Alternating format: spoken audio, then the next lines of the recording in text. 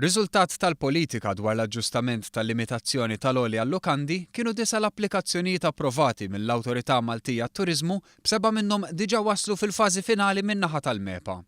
Żviluppi li skont il-Ministru tat-Turiżmu Edward Zammit Lewis mistennija jsarfu f'madwar 50 miljun euro ta' investiment u 450 impjieg ġdid fl-ekonomija Maltija. Dan biżvilupp ta' sulari oħra f'lukandi eżistenti sabiex tingħata l-opportunità li jingħata servizz aħjar b'iktar faċilitajiet u kmamar akbar. Minn barra applikazzjonijiet approvati mill-MTA hemm applikazzjonijiet pendenti oħra, filwaqt li numru ta' lukandira oħra huma interessati li jitfgħu applikazzjonijiet sabiex jieħdu vantaġġ minn din l-opportunità. Tajjeb illi ngħidu li dawn ma' lukandi eżistenti u l-iskema tapplika biss għal żoni committed fit-turiżmu, ġifieri għal tourism zones. Ġifieri hawn qed ukoll intejbu is-sostenibilità tat-turiżmu għax importanti illi nkomplu ninvestu, però fl-istess ħin irridu jkollna turiżmu sostenibbli. Il-Ministru Zammit Lewis innota li fost l-applikazzjonijiet approvati kien hemm waħda f'Għawdex li huwa sinjal pożittiv wara li f'7 snin fil-Gżira Awċija għalqu 3 lukandi ewlenin.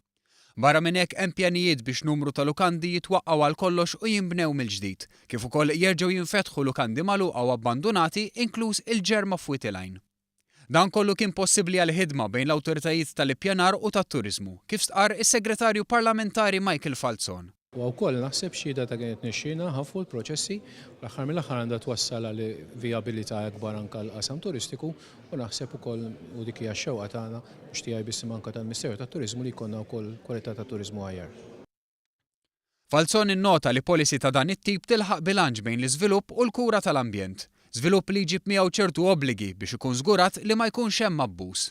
Il-Kap Eżekuttiv tal-MEPA Johan Buttigieg tenna li jinsab kuntent dwar kif miex il-proċess tal-aġġustament tal-limitazzjoni tal-għolji għall-lukandi, għal mod kif qed titnaqqas il-burokrazija u titjieb il-kollaborazzjoni mad-dipartimenti l-oħra. Tnaqqis ta' ftit ġranet minn kull entità qiegħda ssarraf biex ovvjament ikun hemm improvement qawwi għar-rigward anke l-output ta' dawn l-applikazzjonijiet.